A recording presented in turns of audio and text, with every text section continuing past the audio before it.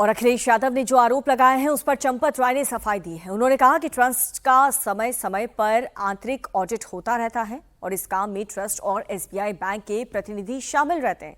Audit कई दिन तक चलता है और वही काम आजकल हो रहा है। अभी तक ऐसी कोई भी बात सामने नहीं आई है। सज्जनों, श्री राम जन्मभूमि तीर्थ क्षेत्र अपने भिन्न भिन्न कार्यों का ऑडिट समय समय पर करता रहता है।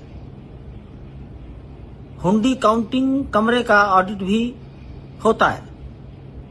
हुंडी काउंटिंग कमरे का ऑडिट राम जन्मभूमि तीर्थ क्षेत्र के न्यासीगण, कार्यकर्ता और स्टेट बैंक के कर्मचारी मिलकर करते हैं। ये कार्य कई दिनों तक चलता है।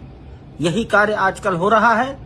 कोई भी उल्लेखनीय बात किसी के भी ध्यान में अभी तक नहीं आई है। अखिलेश यादव के आरोपों पर अयोध्या के संतों ने तीखा पलटवार किया। संतों का कहना है कि यह राम मंदिर को बदनाम करने की साजिश है। अखिलेश यादव जी की बात, तो अखिलेश यादव जी राम मंदिर के विषय में क्या बोलेंगे, जो राम जन्मभूमि आंदोलन के समय तरह तरह की व्यवधान उत्पन्न करते थे। यहां तक कि अयोध्या के परिक्रमा करने वालों को भी उठाकर उन्होंने जेल के शिक्षों के अंदर बंद कर दिया था, जो मैं भी स्वयं प्रत्यक्ष गवाह हूं। लखनऊ गोसाईगंज जेल में हम लोग भी एक हफ्ता बंद रहे।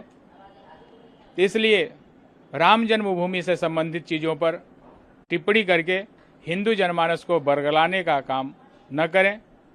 मंदिर प्रशासन स्वयं सक्षम है।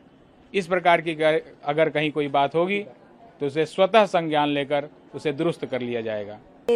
श्रीमान अखिलेश यादव जी विक्षिप्त मानसिक रोग से ग्रस्त हो चुके हैं। सामने चुनाव है तो हिंदू जनमानस को गुमराह करने की इस प्रकार की जो है अपने ट्विटर हैंडल से ट्वीट करके भ्रामक जो है समाचार फैलाने का काम कर रहे हैं। मैं पूछना चाहता हूं, जिन्होंने अभी तक रामलला का दर्शन नहीं किया और रामलला के चढ़ोतरी पर नजर रख रहा है, इससे दूषिता और क्या हो सकता है। मैं पूछना चाहता हूं, किसी जो है मस्जिद की कमेटी पर उन्होंने प्रश्न चिन्ह नहीं खड़ा करते हैं, लेकिन हिंदू के जहाँ पर सर्वोच्च आस्था है, उस आस्था के जो है मूल केंद्र बिंदु के ऊपर इस प्रकार की भावना रखना, हिंदू जनमानस को जो है गुमराह करना और भ्रामक समाचार फैला करके जिस प्रकार से दूषिता फैलाने का काम कर रहे हैं, निश्चित रूप से दुर्भाग्यपूर्ण है, निंदनीय है। इनके ऊपर कठोर कार्रवाई होने की आवश्यकता है।